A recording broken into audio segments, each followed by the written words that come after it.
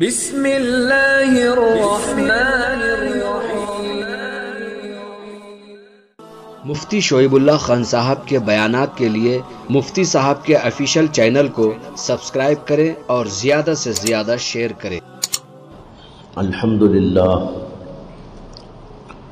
نحمده ونستعینه ونستغفره ونؤمن به ونتوکل علیہ ونعوذ باللہ من شرور انفسنا ومن سیئات اعمالنا من يهده اللہ فلا مضل له ومن يضلله فلا هادی له ونشهد ان لا اله الا اللہ وحده لا شریک له ونشهد أن سيدنا ومولانا محمدا عبده ورسوله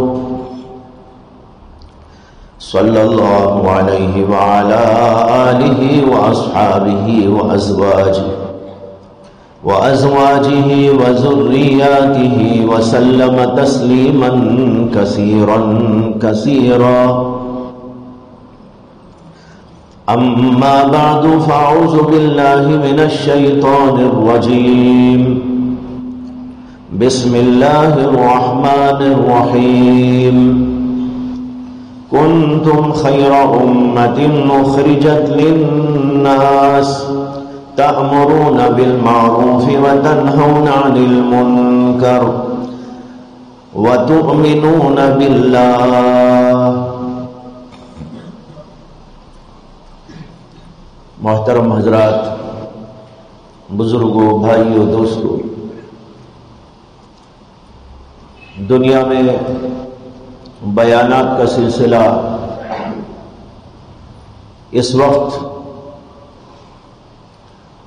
اس قدر عام ہے، شائع ہے، ذائع ہے کہ شاید اس سے پہلے کسی اور دور میں اتنے بیانات کا سلسلہ نہیں تھا۔ ہر جمعہ بیان ہوتا ہے، جمعہ کے علاوہ مختلف عنوانات سے، مختلف تقریبات سے علماء کے بیانات، مشائخ کے بیانات، بلکہ غیر علماء کے بیانات، یہاں سے وہاں تک اس کا اس قدر رواج ہے جس کی کوئی حد اور کوئی انتہا نہیں۔ لیکن سوچنے کی بات یہ ہے کہ اتنے بیانات کے باوجود ہمیں حاصل کیا ہو رہا ہے، نتیجہ کیا اخذ ہو رہا ہے، کہاں تک اصلاح ہو رہی ہے، کہاں تک لوگوں میں ایمان کی بیداری آ رہی ہے، اعمال کی، اخلاق کی، معاشرت کی، معاملات کی، دنیا میں کہاں تک نیکی کا عنصر غالب ہو رہا ہے، اچھائی اور خوبی اور ان کے اندر نکھار اور ان کے اندر سدھار کہاں تک پیدا ہو رہا ہے۔ جب اس اعتبار سے جائزہ لے کر دیکھا جاتا ہے تو انتہائی مایوس کن صورتحال سامنے آتی ہے۔ ایسا لگتا ہے کہ سب کچھ یہاں سے وہاں تک ایک بیکار عمل ہو رہا ہے، جتنے نمازی اتنے ہی نمازی، جیسے نمازی ویسے ہی نمازی، نہ نمازیوں میں کچھ اضافہ ہوا، نہ نمازوں کی کیفیت اور حالت میں اضافہ ہوا۔ جو برا وہ برا ہی ہے، جو غلط کار وہ غلط کار ہی ہے۔ جن جن چیزوں کے اندر خامیاں ہیں، کھوٹ ہے، عیب ہے، نقصان ہے، وہ ہمارے اندر برقرار ہے، اس کے اندر کوئی تبدیلی اور کوئی نکھار نہیں۔ ہاں، جزوی طور پر اصلاح ہو رہی ہے، اکا دکا کچھ، ایک آدمی سدھر گیا، دو آدمی سدھر گئے، کوئی آدمی اپنی اصلاح کی فکر لے کر آگے بڑھ گیا۔ میں اکا دکا کی بات نہیں کر رہا ہوں، ایسا تو ہوتا ہے ماشاءاللہ، اتنی حیثیت سے اگر دیکھا جائے تو ان بیانات کا فائدہ ہے، خطابات کا فائدہ ہے، تحریکات کا فائدہ ہے، لیکن میں تو ایک عمومی بات کر رہا ہوں، عمومی حیثیت سے، اجتماعی حیثیت سے اگر دیکھا جاتا ہے تو ایسا لگتا ہے کہ ساری تحریکات، سارے بیانات، ساری کے ساری اصلاحات، یہ سب کچھ یہ اپنی جگہ پر ہے، لوگ اپنی جگہ پر ہیں۔ اس صورتحال کو برقرار رکھنا ظاہر بات ہے اپنی آخرت کو تباہ کرنا ہے۔ اگر یہی صورتحال برقرار رہی، کوئی تبدیلی ہمارے اندر نہیں آئی، اصلاح ہماری بالکل نہ ہوئی، نماز ہم نے نماز نہیں بنائی، اپنے دلوں کی ہم نے اصلاح نہیں کی، اپنے اعمال کی، اخلاق کی اصلاح نہیں کی، اپنے اندر کی برائیوں کو اور کھوٹ کو ہم نے نہیں نکالا، اور ہمارے اندر جو بری عادتیں ہیں، گندے خیالات ہیں، گندے جذبات ہیں، شہوات ہیں، لذات ہیں، اور اس کی وجہ سے گناہ پر گناہ ہوتے چلے جا رہے ہیں، اگر اس سلسلے کی اصلاح نہ کی گئی تو اس کا نتیجہ تو یہ ہے کہ ہم نے اپنی آخرت کو کھو دیا۔ میں نے اس وقت آپ کے سامنے اس بات کا تذکرہ اس لیے کیا کہ یہاں بھی ہر ہفتہ یعنی ہر جمعہ بیان ہوتا ہے، اور کئی سو آدمی آ کر سنتے ہیں۔ اس کے علاوہ بھی مختلف اور عنوانات سے بھی کچھ بیانات ہوتے رہتے ہیں، لیکن یہاں بیٹھا ہوا مجمع کم از کم اس بات کا تہیہ کر لے اور اس بات کی فکر اپنے لیے پسند کرے کہ ہم جو کچھ سنتے ہیں اس پر عمل پیرا ہو جائے۔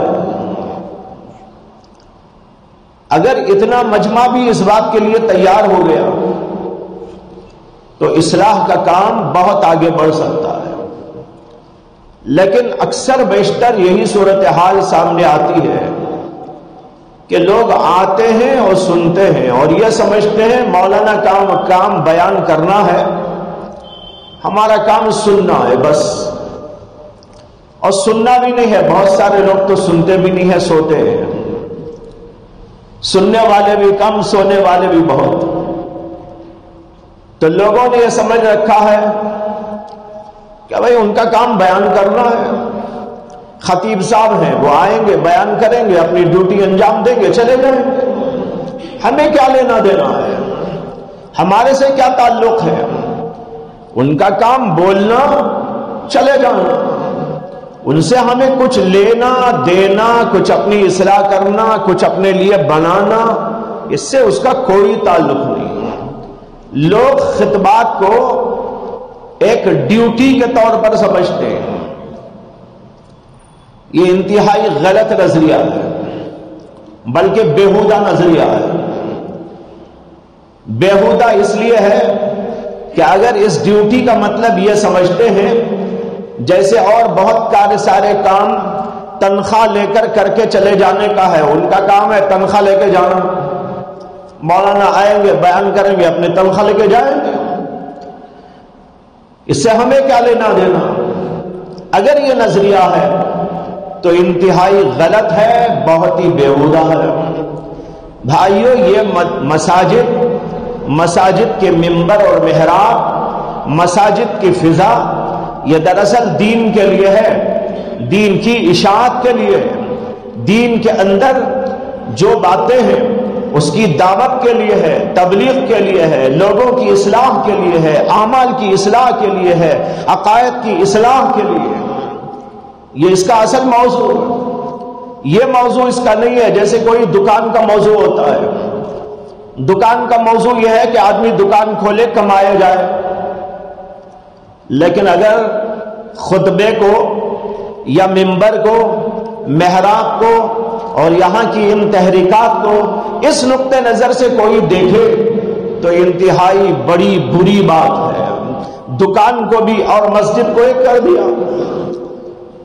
کسی مال کے اندر ایک دکان لگا کر ایک آدمی کماتا ہے، یہی سمجھ لیا گیا کہ بھائی یہاں بھی یہی ہے، یہ بھی ایک دکان چلائی جا رہی ہے، یہ مولویوں کی دکان ہے، یہ خطیبوں کی دکان ہے، وہ ہماری دکان ہے۔ ہمارے دکان میں ہم لوگ بیٹھ کر کپڑا بیچتے ہیں، ترکاری بیچتے ہیں، کوئی گوشت بیچتا ہے اور کوئی اور کچھ بیچتا ہے، وہاں پر وہ سلسلہ ہے۔ اور مسجد میں محراب اور ممبر کے اندر مولویوں کی دکان لگی ہوئی ہے، وہ آئیں گے، نماز پڑھائیں گے، اپنی تنخواہ لے کر اپنی زندگی بسر کریں گے۔ وہ آئیں گے، خطبہ دیں گے، پیسہ لیں گے اور اپنی زندگی جو ہے بسر کریں گے۔ ان کا کام ان کی دکان چلانا، ہمارا کام ہماری دکان چلانا۔ ہماری دکان چلا کر ہمیں اپنا کاروبار کر لینا ہے۔ یہ مولویوں نے ان کی دکان کھول رکھی ہے، یہ اپنا کاروبار کر کے جا رہے ہیں۔ اگر یہ نقطہ نظر ہے تو آپ سوچئے کہ کتنا گندا نقطہ نظر ہے، کتنا بیہودہ نقطہ نظر ہے۔ اصل میں علماء، خطبہ، دینی خدام کمانے کے لیے نہیں پیدا کیے جاتے، ان کو کمانے کے لیے نہیں پیدا کیا گیا ہے۔ اللہ تعالیٰ نے ان کی صفت کے اندر قرآن مجید کے اندر ایک بہت بھاری لفظ استعمال کیا ہے۔ اللہ تعالیٰ کہتے ہیں للفقراء الذین احصروا فی سبیل اللہ لا یستطیعون ضربا فی الارض یحسبهم الجاہل اغنیاء من التعفف تعرفهم بسیماهم لا یسألون الناس الحافا۔ ہاں، جو لوگ اس کے خلاف ہیں ان کو آپ ایسا سمجھ سکتے ہیں، جو اس آیت کے خلاف ہیں ان کو آپ ایسا سمجھ سکتے ہیں، لیکن سب کو نہیں سمجھ سکتے۔ اللہ تعالیٰ کہہ رہے للفقراء، اللہ کے فقیر، یہ بندوں کے فقیر نہیں، یہ اللہ کے فقیروں کی بات ہو رہی۔ ایک ہوتا ہے دنیا والوں کا فقیر، زید کا فقیر، بکر کا فقیر، دکانوں پہ جانے والا، مکانوں پہ جا کر مانگنے والا، اپنے پیٹ کے لیے مانگنے والا، اپنی ضروریات کے لیے مانگنے والا، ایک وہ فقیر ہوتا ہے۔ یہاں ان فقیروں کا ذکر ہے جو اللہ کے دربار کے فقیر ہیں۔ اللہ کہتے ہیں للفقراء، ان فقراء کے لیے۔ کون فقراء؟ اللہ نے خود آگے بیان کیا الذین احصروا فی سبیل اللہ، وہ اللہ کے فقیر بندے جو اللہ کے راستے میں گھر گئے، جنہوں نے اپنی زندگیاں اللہ کے راستے میں لگا دی، ان کا کام اللہ کے دین کی اشاعت، ان کا کام اللہ کے دین کی دعوت، ان کا کام اللہ کے دین کی خدمت، ان کا کام لوگوں کی اصلاح، ان کا کام لوگوں کے عقیدوں کی اصلاح، اعمال کی اصلاح، اخلاق کی اصلاح، کردار کی اصلاح، ہر چیز کی اصلاح، یہ ان کا اصل کام ہے اور ڈیوٹی۔ احصروا فی سبیل اللہ، غور کرو اس لفظ پر۔ اللہ کہتے ہیں وہ اللہ کے فقیر بندے جو اللہ کے راستے میں گھر گئے ہیں، اور اللہ کے راستے میں گھر جانے کی وجہ سے لا یستطیعون ضربا فی الارض، جو دنیا کے کاروبار کرنے کی طاقت نہیں رکھتے، وہ دکان میں جانے، مکان میں جانے، ادھر جانے ادھر جانے، کمائی کے ذریعے پیدا کرنے، ان کی طاقت ان کے اندر نہیں، یعنی اس کے لیے ان کے پاس وقت نہیں۔ یہ مطلب نہیں کہ صلاحیت نہیں، اگر یہ مولوی بھی دکان پہ جائیں گے تو آپ سے زیادہ کمائیں گے، یہ مولوی بھی اگر نکل جائیں گے دوسرے شعبوں میں تو وہ آپ سے بھی آگے نکل جائیں گے۔ یہ آپ کو تجربہ بتا رہا ہوں، یہ تجربے کی بات ہے کہ یہ علماء جو پڑھ کے آتے ہیں، یہ دیکھا گیا ہے کہ جب یہ انگریزی اسکول یا انگریزی جو ہے سبجیکٹس کو پڑھنے کے لیے کسی جگہ پر جاتے ہیں، نتیجہ یہ ہے کہ یہی سب سے آگے۔ ہمارے مدرسے کے بچے بھی ہر سال ایگزام دیتے ہیں، پڑھتے ہیں مدرسے میں، قرآن پڑھتے ہیں، حدیث پڑھتے ہیں، تفسیر پڑھتے ہیں، فقہ پڑھتے ہیں اور علوم فنون پڑھتے ہیں، صرف اور نحو اور بلاغت اور بیان پڑھتے ہیں، اور اس کے ساتھ کچھ انگریزی سبجیکٹس کو بھی یعنی جو ہے یہ عصری تعلیم کو بھی حاصل کرتے ہیں، اپنے طور سے تیاری کرتے ہیں، اور پھر اس کے بعد جا کر ایگزام دیتے ہیں، اور نتیجہ یہ ہے کہ اور لوگوں سے اچھے نمبرات لاتے ہیں۔ کئی سال سے سلسلہ چل رہا ہے، اور یہی نہیں ہمارے مدرسے کی بات، اور مدرسے کے اندر بھی یہی بات ہے، جہاں بھی یہ لوگ وہاں جا رہے ہیں تو وہاں کے کہنے والوں کا کہنا یہ ہے کہ جو ریگولر تعلیم حاصل کرنے والے بچے ہیں ان سے بھی زیادہ یہ آگے آ جاتے ہیں۔ تو یہ اللہ نے کہا لا یستطیعون ضربا فی الارض، یہ اللہ کے فقیر اللہ کے راستے کے کاموں میں گھرے ہوئے ہوتے ہیں، ان کو اسی سے فرصت نہیں ہے۔ لا یستطیعون ضربا فی الارض، یہ لوگ زمین پر چلنے اور پھرنے کی طاقت نہیں رکھتے ہیں۔ کیا مانے؟ دنیاوی کاروبار کی طاقت نہیں رکھتے ہیں، ان کے پاس کہاں وقت ہے، ان کے پاس کہاں فرصت ہے، ان کو اپنے ہی کاموں سے فرصت نہیں ہے، تو وہ دنیا کے کاروبار کیسے کریں گے؟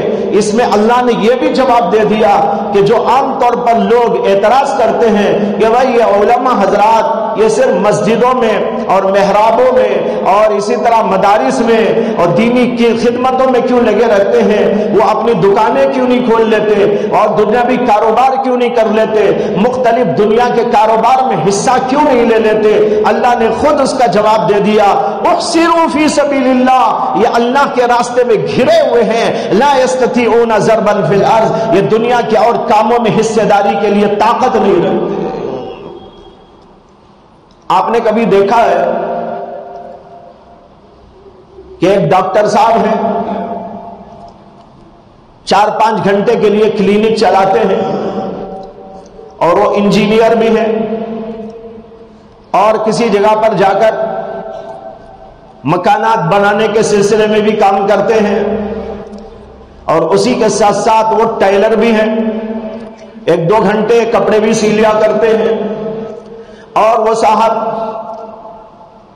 جوتوں کا کاروبار بھی رکھتے ہیں، کپڑوں کا کاروبار بھی رکھتے ہیں، اسے 2-4 گھنٹے اس میں لگا دیتے ہیں۔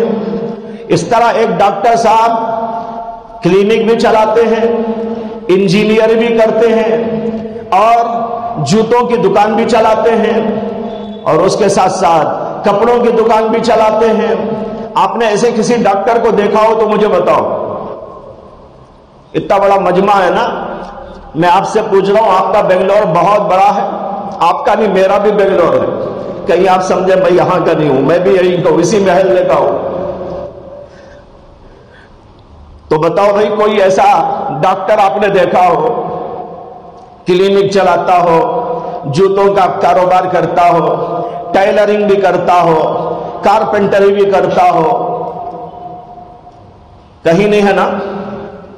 لیکن مولویوں کو کیوں کہتے ہیں کہ یہ قرآن بھی پڑھا ہے، حدیث بھی پڑھا ہے، تفسیر بھی پڑھا ہے، اصلاح بھی کیا کرے، دعوتی فکر بھی لیا کرے، اور یہ بھی کرے اور وہ بھی کرے، اس کے ساتھ دکان بھی کھول لیا کرے، اس کے ساتھ ڈاکٹر بھی بن جائے اور انجینئر بھی بن جائے اور یہ بھی بن جائے اور وہ بھی بن جائے؟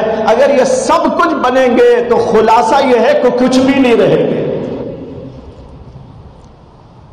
اگر سب بن جائیں گے نا، خلاصہ کیا نکلے گا؟ کچھ بھی نہیں ہے، مولوی بھی نہیں، ڈاکٹر بھی نہیں، انجینئر بھی نہیں، کچھ بھی نہیں۔ اس لیے کہ جب تک آدمی ایک طرح یکسو ہو کر اس سلسلے میں محنت نہیں کرتا، مجاہدہ نہیں کرتا، اس کی صلاحیت نہیں پیدا کرتا، اس کی مہارت اپنے اندر نہیں پیدا کرتا، اس وقت تک وہ کسی بھی سلسلے میں مفید نہیں ہوتا، کسی بھی سلسلے کا ماہر نہیں بنتا۔ جیسے کہ کہتے ہیں ہر فن مولا ہر فن ادھورا، ہر فن مولا ہر فن ادھورا، یہ بھی ہے وہ بھی ہے وہ بھی ہے وہ بھی ہے، لیکن سب ناقص ہے۔ نہ ڈاکٹری ہے صحیح طور پر، نہ انجینئری بنا صحیح طور پر، نہ مولوی ہی بنا صحیح طور پر، نہ مفتی ہی بنا صحیح طور پر، نہ بیرسٹر ہی بنا صحیح طور پر، کچھ نہیں بنا، بننے کو سب بن گیا، حقیقت میں کچھ نہ بنا۔ بھائیو، اللہ کا اصول ہے، اللہ تعالیٰ کی ایک سنت جاری ہے، دنیا کا ایک نظام ہے، اسی نظام پر کائنات چلتی ہے۔ اس نظام میں یہ ہے کہ ہر فن، ہر فیلڈ کے الگ الگ ماہرین ہوا کرتے ہیں، ہر فن کے لیے الگ لوگ۔ پرانے زمانے میں کہنے والوں نے کہا لِكُلِّ فَنٍ رِجَالٌ، ہر فن کے الگ آدمی ہوتے ہیں، ہر فن کے لیے الگ الگ مزاج کے لوگ ہوتے ہیں، اس کی مہارت والے ہوتے ہیں۔ کچھ لوگ ڈاکٹر ہوتے ہیں، کچھ لوگ انجینئر ہوتے ہیں، کچھ لوگ بیرسٹر ہوتے ہیں، کچھ لوگ جو ہے ٹیلر بنتے ہیں، کچھ لوگ دکان کھول کے بیٹھتے ہیں، اور کچھ لوگ علماء بنتے ہیں۔ اور علماء میں بھی سب ایک نہیں ہوتے، کوئی مفسر بنتا ہے، کوئی محدث بنتا ہے، کوئی فقیہ بنتا ہے، کوئی مفتی بنتا ہے، کوئی عام مولوی بنتا ہے۔ الگ الگ کیٹیگریز اس کے اندر بھی موجود ہیں۔ جیسے دنیاوی علم کے اندر آپ دیکھتے ہیں کہ الگ الگ کیٹیگری کے لوگ موجود ہیں۔ جو ڈاکٹر ہے وہ انجینئر نہیں ہوتا، جو انجینئر ہے وہ ڈاکٹر نہیں ہوا کرتا۔ پھر ڈاکٹر کے کتنے شعبے، خود ڈاکٹری کے فن میں کتنے شعبے ہو گئے آج، انجینئری کے فن میں کتنے شعبے ہو گئے آج۔ کیا انجینئر بولنے سے وہ ہر چیز کا انجینئر ہوتا ہے؟ الگ الگ انجینئر، اس کا انجینئر، اس کا انجینئر، اس کا انجینئر۔ ڈاکٹروں میں کتنے ڈاکٹر، کوئی ہارٹ کا ڈاکٹر، کوئی کان کا ڈاکٹر، کوئی آنکھ کا ڈاکٹر، کوئی دانتوں کا ڈاکٹر، کوئی چمڑی کا ڈاکٹر، ہر چیز کے الگ الگ ڈاکٹر ہیں۔ آپ چمڑی کے ڈاکٹر کے پاس جائیں اور اس سے کہیں کہ میرے دل میں درد ہو رہا ہے، وہ کہے گا تمہاری بات سن کے میرے دل کو درد ہو رہا ہے۔ ارے بھائی میرے پاس کیوں ہے، آپ جائیے دوسرے ڈاکٹر کے پاس، اس کا ڈاکٹر الگ۔ ایک بار میرے پیروں میں نیچے جو ہے وہ خراب ہو گئی چمڑی،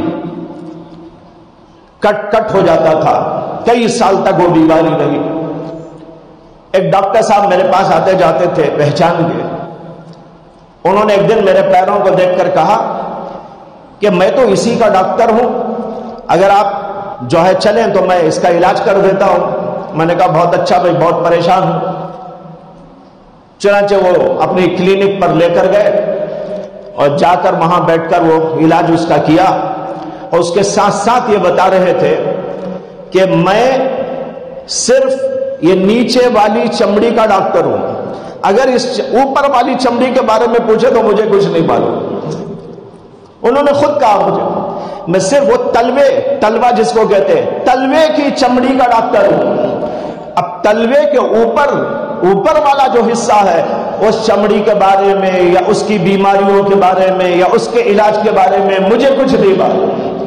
تو بھائیوں یہ سسٹم ہے جو اللہ نے دنیا میں رکھا، ہر چیز کا الگ الگ ماہر ہوتا ہے۔ کوئی دکاندار ہوتا ہے، اس کا کام دکان چلانا ہے، اگر آپ اور میں دکان پہ بیٹھیں گے تو الاس کر لیں گے، لیکن اس کے اندر اس کی صلاحیت ہوتی ہے، وہ کام کرتا ہے۔ ڈاکٹر وہ کام نہیں کر سکتا، انجینئر وہ کام نہیں کر سکتا، جو ڈاکٹر کرتا ہے وہ انجینئر نہیں کر سکتا، جو انجینئر کرتا وہ ڈاکٹر نہیں کر سکتا۔ پھر ڈاکٹروں میں جو آنکھ کا ڈاکٹر ہے وہ دل کی بیماریوں کا علاج نہیں کر سکتا، جو دل کا علاج کرنے والا ڈاکٹر ہے اسے آپ چمڑی کے بارے میں، اسکن کے بارے میں پوچھے تو وہ نہیں بول سکتا۔ اس لیے کہ بھائیوں یہ اللہ نے دنیا میں سسٹم رکھا ہے، ہر ایک کے الگ الگ ماہرین ہوتے ہیں۔ جب دنیا میں یہ سسٹم ہے تو پھر مولویوں پر یہ اعتراض کیوں ہے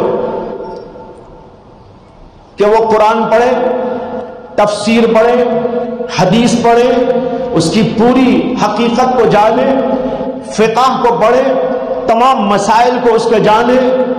یہ جو فقہ کہا جاتا ہے یہ دراصل اللہ کا بنایا ہوا کانسٹیٹیوشن ہے۔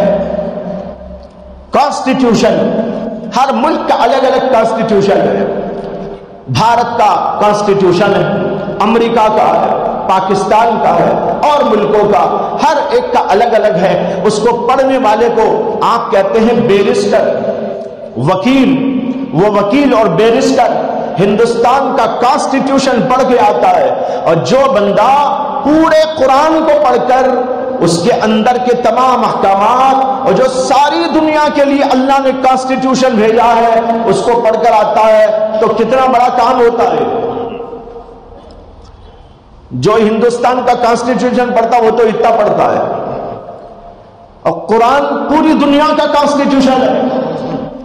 دنیا میں کوئی انسان کہیں بھی رہے، مرد ہو، عورت ہو، پڑھا لکھا ہو، جاہل ہو، چھوٹا ہو، بڑا ہو، دنیا کے کسی خطے کا ہو، کوئی زبان بولتا ہو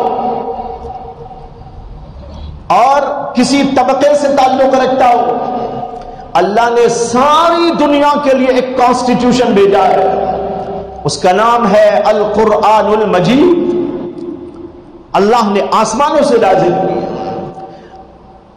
اور یہ اتنا لمبا اور گہرا علم ہے کہ اس کے لیے 9 سال تعلیم دی جاتی ہے۔ پہلے تو مدارس کے اندر قرآن کی زبان سکھائی جاتی ہے، اس سے کہ زبان سیکھے بغیر قرآن کیسے پڑھے گا؟ صرف لفظ نہیں پڑھایا جاتا، پہلے زبان سکھائی جاتی ہے، عربی زبان، اس کی مہارت اور اس کے اندر کی نزاکتیں، یہ سب ہو جانے کے بعد پھر اس کو قرآن اور حدیث اور فقہ اور دیگر علوم و فنون، ان تمام چیزوں کو سکھایا اور پڑھایا جاتا ہے، اور یہ بہت گہرا علم ہوتا ہے۔ یہاں تک کہ تفسیر لکھنے والوں نے قرآن کریم کی تفسیر 30 جلدوں میں لکھی، 40 جلدوں میں لکھی، اور ایک بزرگ نے تو حد کر دی، انہوں نے قرآن مجید کی تفسیر لکھی 1000 جلدوں میں لکھی۔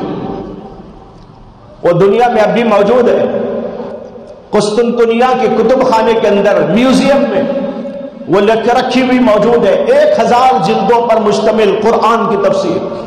اور بخاری شریف کی شرح لکھی انہی بزرگ نے، اور وہ 500 جلدوں میں آئی بخاری شریف کی شرح۔ بہرحال بتانا یہ ہے، یہ علوم اور فنون جو مدارس میں پڑھائے جاتے ہیں، اور پھر پڑھ کر قرآن کی تعلیم، حدیث کی تعلیم، اور اس کے علوم اور اس کے فنون، اور پھر اس کے ساتھ عوام کی اصلاح، لوگوں کے عقیدوں کی اصلاح، ان کے اندر مضبوطی پیدا کرنا، ان کے جو ہے اعمال کی، اخلاق کی، معاملات کی، ان کے معاشرت کی اصلاح کی فکر، دعوتی و تبلیغی جد و جہد اور محنت، یہ سب کرنے میں ایک انسان کو جو وقت لگ جاتا ہے تو اسے کہاں فرصت ہے کہ وہ اور کوئی کام کر سکے۔ اس لیے اللہ نے کہا للفقراء الذین احصروا فی سبیل اللہ، وہ اللہ کے فقیر بندے جو اللہ کے راستے میں گھر گئے، لا یستطیعون ضربا فی الارض، جو زمین پر چلنے پھرنے یعنی دنیاوی کاروبار کرنے کی طاقت نہیں رکھتے، یحسبهم الجاہل اغنیاء من التعفف، ان کے کسی کے سامنے ہاتھ نہ پسارنے کی وجہ سے لوگ ان کو سمجھتے ہیں بڑے مالدار آدمی ہیں۔ اللہ کہہ رہے ہیں، اللہ کہتے ہیں یحسبهم الجاہل اغنیاء، عام لوگ جو ناواقف ہوتے ہیں وہ ان کو دیکھ کر سمجھتے بڑے مالدار۔ کیوں سمجھتے ہیں مالدار؟ من التعفف، کسی کے سامنے وہ ہاتھ نہیں بسارتے، غیور ہوتے ہیں، ان کے دل کے اندر غیرت ہوتی ہے، وہ دوسروں کو دیتے ہیں، وہ ہاتھ کسی کے سامنے نہیں بسارتے۔ اگر ان کو فقر و فاقہ بھی ہو تب بھی وہ ایسا ظاہر نہیں کرتے کہ میں فقر و فاقے سے ہوں، وہ ایسا رہتے ہیں کہ دیکھنے والا کہے ارے یہ تو کروڑ پتی آدمی ہے، یہ تو بادشاہ ہے۔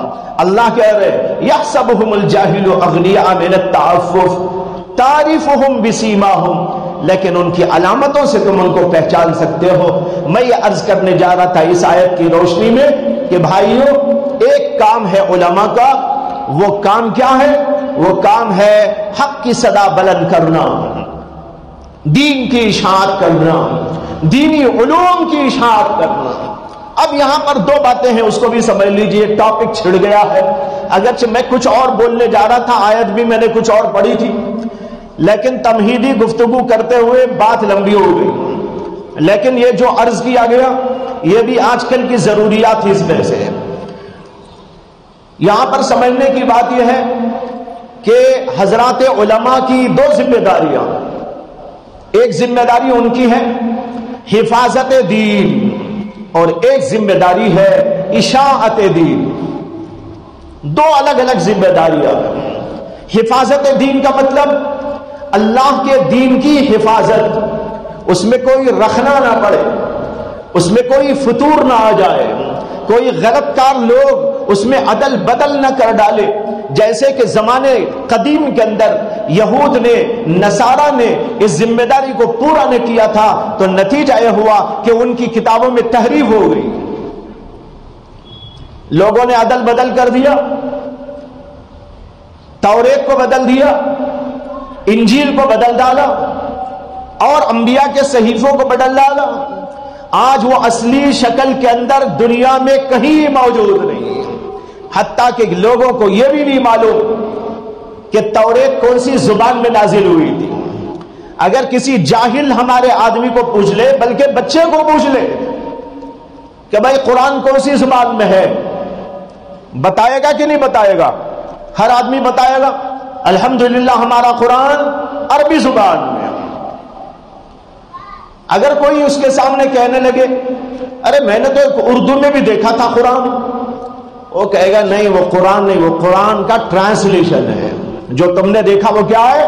وہ ٹرانسلیشن ہے۔ ایک آدمی اس کے سامنے کہا میں فلاں کتب خانے میں گیا تھا، وہاں پر میں نے انگریزی کا قرآن دیکھا۔ ایک جاہل آدمی بھی کہہ دے گا وہ قرآن تم نے نہیں دیکھا، وہ قرآن کا ترجمہ دیکھا تھا، ہمارا قرآن تو عربی زبان میں ہے۔ باقی اس قرآن کے ترجمے دنیا کی ہر زبان میں ہے، فرانسیسی میں ہے، انگلش میں ہے، اردو میں ہے، تمل میں ہے، کنڑ میں ہے، اور دنیا کی زبانوں کے اندر موجود ہے، وہ الگ بات ہے، لیکن اصلی قرآن جو ہے وہ عربی میں ہے اور آج تک موجود ہے۔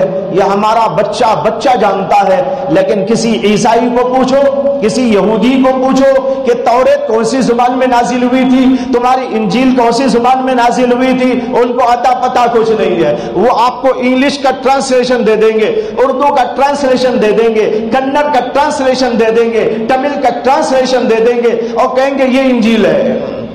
آپ کہیے انجیل نہیں ہے، انجیل تو کوئی اور زبان میں آئی، یہ زبانوں میں ترجمہ۔ آپ کو قصہ سناؤں، حضرت مولانا پیر ذوالفقار صاحب دامت برکاتہم نے اپنا یہ واقعہ بیان کیا ہے کہ میں ایک زمانے میں امریکہ میں رہتا تھا، تو وہاں کچھ لوگ میرے پاس آئے اور انہوں نے کہا کہ یہاں پر ایک مجلس چلتی ہے اور اس کے اندر دنیا کے جتنے بڑے بڑے مذاہب ہیں ان کے نمائندہ علماء اس کے اندر شریک ہوتے ہیں اور اپنے اپنے مذہب کی دعوت دیتے ہیں، اپنے اپنے مذہب کی اشاعت کرتے ہیں، اپنے مذہب کی تعریف بیان کرتے ہیں۔ ہماری جو ہے خوشی، ہماری جو ہے تمنا ہے کہ آپ اس مجلس کے اندر شریک ہو جائیں مسلمانوں کی طرف سے۔ انہوں نے کہا بہت اچھا، میرے لیے اس سے زیادہ خوش وقتی کی کیا بات۔ تو حضرت مولانا پیر ذوالفقار صاحب کہتے ہیں کہ میں شریک ہو گیا، تو وہاں یہودی بھی تھے، عیسائی بھی تھے، ہندو تھے، جین تھے اور بدھسٹ تھے، میں مسلمان تھا اور بھی لوگ تھے۔ ہر آدمی اپنے اپنے مذہب کے بارے میں کچھ کچھ تعریفی جملے بولنے لگا۔ مولانا نے بھی کچھ بیان کیا۔ اس کے بعد جب بیٹھک ختم ہونے کو آئی تو آپس میں مذاکرہ ہوا کہ آئندہ میٹنگ کب ہوگی اور اس کا ٹاپک کیا ہوگا۔ لوگوں نے رائے دی اور ایک تاریخ مقرر ہو گئی کہ فلاں تاریخ کو پھر ہمارا اجلاس ہوگا، میٹنگ ہوگی۔ دوسری بات یہ طے کرنا تھا کہ ٹاپک کیا ہوگا، گفتگو کا ٹاپک۔ لوگوں نے مختلف رائے پیش کی۔ مولانا کہتے ہیں کہ میں نے اس وقت یہ پیش کیا کہ آئندہ مجلس کے اندر ہر مذہب کا رہنما اپنی مذہبی کتاب کا ایک ایک پیراگراف پڑھ کے سنائے گا، ایک ایک رکوع، ایک ایک پیراگراف پڑھ کے سنائے گا۔ لوگوں نے کہا بہت اچھا، یہ تو بہت اچھی رائے ہے۔ ہندو اپنی مذہب سے سنائے، اپنی کتاب سے سنائے، مسلمان قرآن سے سنائے، عیسائی لوگ انجیل سے سنائے، یہودی لوگ تورات سے سنائے، ہر مذہبی رہنما اپنے اپنے مذہب کی کتاب کو سنائے۔ بات طے ہو گئی اور چلے گئے۔ جب وقت ہوا دوسری مجلس کا، سب جڑ گئے۔ جو وہاں کا متکلم تھا وہ کھڑے ہو کر اس نے کہا، جو ہے مبارکباد دی سب کو جمع ہونے وغیرہ کی، پھر اس کے بعد گفتگو کا آغاز کرنے کے لیے کہا، اور کہا کہ یہ طے ہوا تھا کہ ہر مذہب کا رہنما اپنی اپنی کتاب کا ایک ایک رکوع سنائے گا، لہذا سب سے پہلے سب سے پرانے مذہب کے لوگ بیان کریں۔ تو یہودیوں کو دعوت دی گئی کہ آپ لوگ سب سے پہلے پڑھیں۔ تو یہودیوں کا جو ربی آیا ہوا تھا وہ انگریزی زبان میں تورات کا ایک رکوع پڑھنے لگا۔ جب وہ انگریزی زبان میں پڑھنے لگا تو حضرت مولانا پیر ذوالفقار صاحب نے اس کو روک دیا۔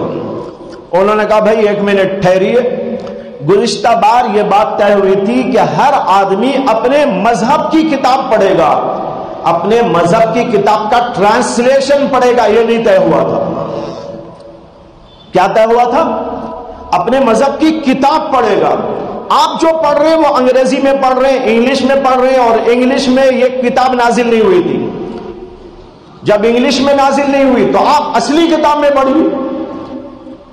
اب جب مولانا نے کہا تو سارے لوگ فنگ ہو کے رہ گئے، سب ایک دوسرے کا چہرہ دیکھنے لگے، عیسائی بھی اس کو دیکھنے لگے اور لوگ بھی دیکھنے لگے، اور پھر آپس میں کہنے لگے ارے ایسا تو ہو ہی نہیں سکتا کہ ہم اپنی اصلی کتاب سے پڑھ کے سنائے۔ اصلی کتاب اس وقت دنیا میں موجود ہے تو وہ صرف قرآن مسلمانوں کا ہے، وہ اپنی اصلی زبان میں موجود ہے۔ اب توریت ہو، انجیل ہو، کوئی اور چیز ہو، وہ سب کی سب تو ٹرانسلیشن کی کتابیں ہیں، اصلی کتاب کسی کے پاس موجود۔ تو میں عرض کر رہا تھا علماء کی ذمہ داری کیا ہے؟ قرآن کی حفاظت۔ بچوں کو حافظ بنایا جا رہا ہے، بعض جاہل کہا کرتے ہیں طوطے کی طرح رکھنے سے کیا فائدہ؟ ان جاہلوں کو خبر ہوتی، تاریخ کو انہوں نے پڑھا ہوتا، یہودیوں کو دیکھا ہوتا، عیسائیوں کی تاریخ پڑھی ہوتی، انجیل و تورات کے بارے میں دنیا میں کیا ہوا اس کی خبر ان جاہلوں کو ہوتی تو خدا کی قسم یہ جملے کبھی نہ کہتے۔ وہ کہتے کتنا بڑا کام ہے جو علماء اور حفاظ اور یہ مدارس کے لوگ کرتے جا رہے ہیں کہ قرآن کو یاد کرایا جا رہا ہے، بچہ سمجھے کہ نہ سمجھے لیکن قرآن تو دنیا میں محفوظ رہے گا، قرآن کی زبان محفوظ رہے گی۔ ورنہ تو تورات انجیل کی طرح تمہاری کتاب بھی محفوظ نہ ہوتی۔ یہ علماء کا طفیل ہے، یہ مدارس کا طفیل ہے، یہ حفاظ کا طفیل ہے۔ آج آپ کے پاس قرآن اپنی اصلی شکل کے اندر موجود ہے، ورنہ تو اس میں بھی پتہ نہیں کون کیا کر کے چلے جاتا۔ تو بھائیو، ایک ہے حفاظت، دین جس طرح آیا اس کے لفظ کو بھی، اس کے معنی کو بھی، اس کی ہر چیز کو محفوظ رکھنا، اور دوسرا ہے اس کی اشاعت اور اس کی دعوت اور اس کی تبلیغ اور لوگوں کو بتانا۔ یہ علماء کی ذمہ داری ہے، اسی کام کے لیے وہ پیدا ہوئے ہیں، کسی اور کام کے لیے وہ پیدا نہیں ہوئے ہیں۔ بہرحال میں یہ عرض کرنے جا رہا تھا کہ آج لوگوں نے علماء کے منصب کو نہیں سمجھا، ان کی ذمہ داری کو نہیں سمجھا، وہ سمجھ رہے ہیں کہ ان کا تو کھانے کمانے کا ایک ذریعہ ہے۔ یہ خطبہ کیا ہے؟ مولانا آئیں گے، بیان کریں گے، تنخواہ لیں گے، جائیں گے، ہمیں کیا لینا دینا ہے؟ وہ کمائے ممبر پہ بیٹھ کے، ہم کمائیں گے اپنی دکان پہ جا کے، مولانا سے کیا لینا دینا؟ بھائیوں، یہ انتہائی خطرناک قسم کا نظریہ ہے، بلکہ بیہودہ نظریہ ہے، اس کی اصلاح کرنی چاہیے۔ بہرحال بات پوری تو نہ ہوئی، لیکن میں نے کئی باتیں آپ کے سامنے ذکر کی کہ ہمارے دل کی دماغ کے سلسلے میں اصلاح ہو، اور ہم سمجھے کہ یہ خطبات کا سلسلہ، مساجد کے ذریعے سے یہ دعوتی کام اور دیگر اور موقعوں پر جو علماء کی خدمات ہیں، یہ دراصل ہماری اصلاح کا ایک بہترین نظام ہے، یہ صرف ان کے کھانے پینے کا ذریعہ نہیں ہے، یہ بہت ہی بیہودہ قسم کا نظریہ ہوگا۔ اللہ ہم سب کی حفاظت فرمائے۔ وآخر دعوانا ان الحمد للہ رب العالمین۔